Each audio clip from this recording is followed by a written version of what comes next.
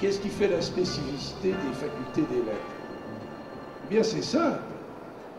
C'est la culture. C'est la culture.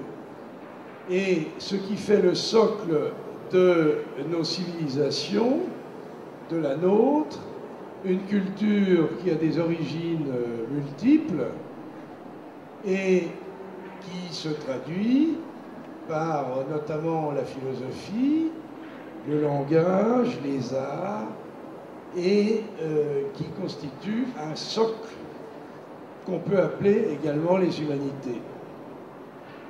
Et il est extrêmement important d'avoir des connaissances solides, ce qui permet après de s'orienter beaucoup plus facilement.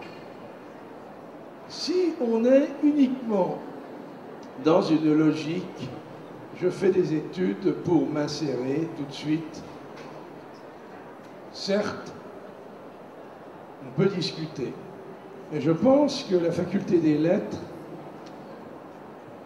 permet de former des étudiants qui ont des compétences, d'acquérir des compétences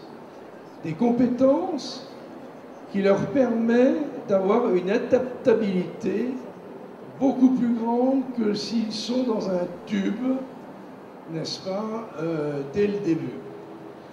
Et une ouverture d'esprit qui permet de s'orienter dans les situations les plus diverses. C'est d'ailleurs pour ça que le taux d'insertion professionnelle de nos étudiants est excellent. C'est de l'ordre de 85%, 85%, ce qui est satisfaisant, qui peut encore s'améliorer. Voilà, donc, qu'est-ce que je peux vous dire encore? Eh bien, que nous avons également à la faculté de très nombreux accords internationaux qui encouragent à la mobilité des étudiants et aux échanges avec des facultés des pays étrangers. Je pense qu'il est important aujourd'hui que des jeunes qui sont dans nos facultés puissent parcourir le monde, non pas pour faire du tourisme, mais pour se confronter à ce qui se passe ailleurs dans d'autres universités. Et nous avons beaucoup d'étudiants qui sont à l'étranger, que ce soit en Italie, en Espagne, dans d'autres pays. Voilà. Alors monsieur le doyen, bonjour, on est toujours ici à Studirama, on l'a entendu, vous avez fait une présentation de l'université assez complète. J'aurais quand même une question en complément.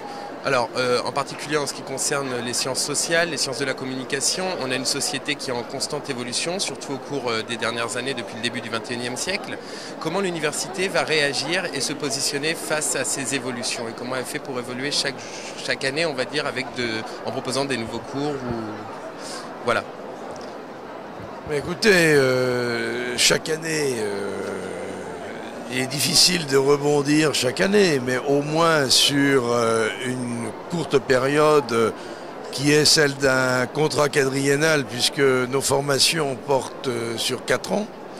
Et donc nous adaptons nos formations à ces changements, comme par exemple en information et communication, nous avons des formations sur l'art numérique, sur l'audiovisuel, mais également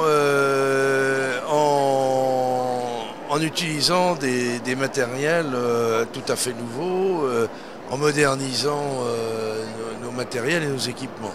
Voilà. D'accord, merci beaucoup.